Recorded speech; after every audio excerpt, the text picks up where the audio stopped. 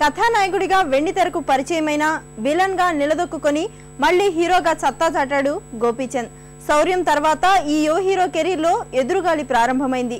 ఎన్ని ప్రయోగాత్మక చిత్రాలు చేసినా పేరు తప్ప ఆర్థిక విజయాలు రాలేదు. అసలు గోపీచంద్ కెరీర్ ఇలా ఎందుకు మారింది?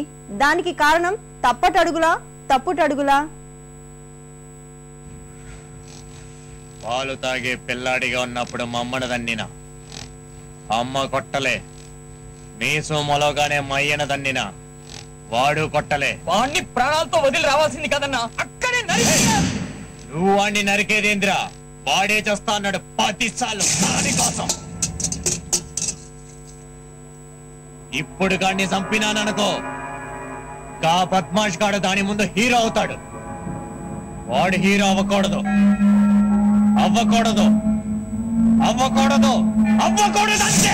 హీరోగా ఎంట్రీ ఇచ్చిన వారెవరైనా విలన్ గా నటించడానికి ఒప్పుకోరు. కానీ గోపీచంద్ ఒప్పుకున్నాడు. ఎందుకంటే అతడికి హీరోయిజం ముఖ్యం కాదు, నటనే ముఖ్యం. ముందుగా నటుడిగా తనను తాను నిరూపించుకోవాలనుకున్నాడు. జయం, నిజం, వర్షం సినిమాల ద్వారా కథానాయకుడి కంటే ఎక్కువ ఇమేజ్ సంపాదించుకున్నాడు. నేను మిమ్మల్ని పెళ్లి చేసుకున్నా నాకు ప్రతి క్షణం వెంకటే గుర్తొస్తాడు. మీకు దండం పెడతాను, నన్ను అర్థం చేసుకోండి.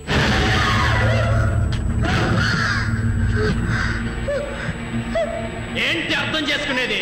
నువ్వు వాడిని ప్రేమించినా పర్వాలా, నువ్వు వాడితో పడుకున్నా పర్వాలా, నీకు వాడి వల్ల కడుపు వచ్చినా పర్వాలా, పెళ్లి మాత్రం నన్నే చేసుకోవాలి. అర్థమైందా? అర్థమైందా? అర్థమైందా?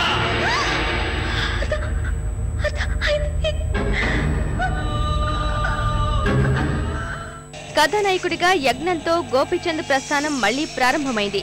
మంచి ఆహార్యమున్న కథానాయకులు పరిశ్రమలో తగ్గిపోతున్న తరుణంలో ఈ హీరో తలుక్కున మెరిశాడు. దానికి తోడు సీరియస్ పాత్రల్లో గోపి మేనరిజం సైతం ప్రేక్షకుల్ని విపరీతంగా ఆకట్టుకుంది. ఇన్ని ప్రత్యేకతలుండబట్టే గోపి ఒక్కో నిచ్చెన ఎక్కుతూ కెరీర్ లో ఎదిగాడు. చిన్ననాటి సిరిమల్లి, ఈనాటి కన్నెజాబిల్లి, వెన్నెలల్లె కన్నుల్లో కొలువుందే.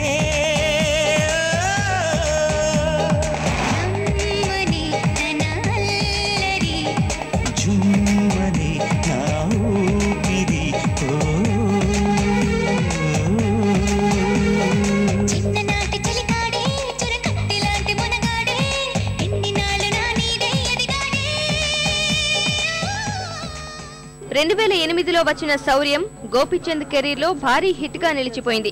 అక్కడి నుంచి ఈ కథానాయకుడికి పెద్ద హిట్లు దక్కలేదనే చెప్పాలి. 2010లో వచ్చిన గోలీమార్ సాధారణ విజయంగానే నిలిచిపోయింది. శంఖం, మొగుడు, వాంటెడ్ చిత్రాలు పేరు తప్ప ఆర్థికంగా ఆదుకోలేకపోయాయి.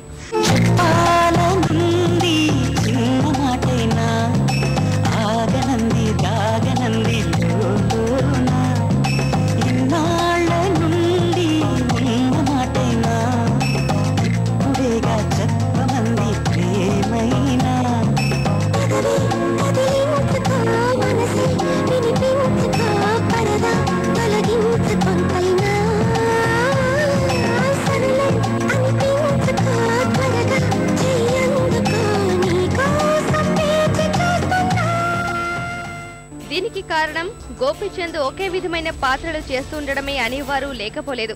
కొందరైతే ఓ అడుగు ముందుకేసి ఈ కథానాయకుడి పని అయిపోయింది అన్నారు కూడా. నిజం చెప్పాలంటే ఈ హీరో తనకు తగ్గ కథల్ని ఎంచుకుంటున్నాడు. అవి విజయం సాధించలేదంతే. నటుడిగా గోపి మాత్రం అన్ని సినిమాల్లోనూ సక్సెస్ అయ్యాడు. ఆయా సినిమాల్లో కథాలోపాలు ఉండవచ్చు, దర్శకత్వ లోపం లేదని కూడా చెప్పలేం.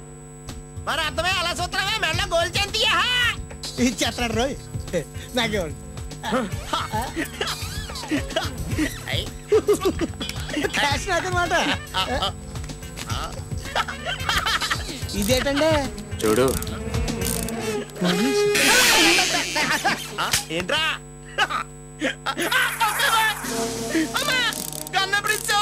అదే నాకు అర్థం కావట్లేదు. ఇప్పుడు అర్థమైద్దిరా. కెరీర్ లో 10 ఏళ్లకు పైబడి విజయాన్ని చూడని అగ్ర కథానాయకులు ఎందరో ఉన్నారు. అలాంటప్పుడు గోపీచంద్ పని అయిపోయిందని ఎలా అనగలం? అందున శౌర్యం తర్వాత ఆ కథానాయకుడు చేసినవి 4 సినిమాలే. అవి విజయం సాధించినంత మాత్రాన ఈ గోపీచంద్ కెరీర్ కు వచ్చిన ఇబ్బందేం లేదు.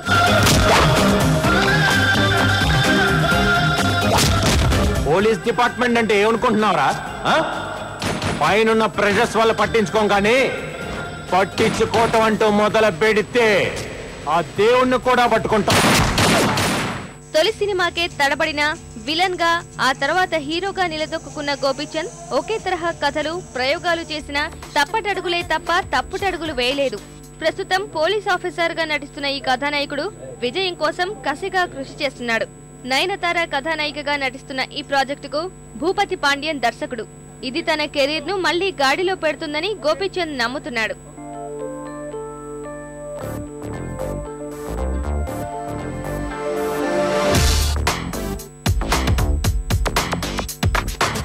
నువ్వంటే నాకు చాలా చాలా ఇష్టం, నా ఇష్టం కాదన్న చాలా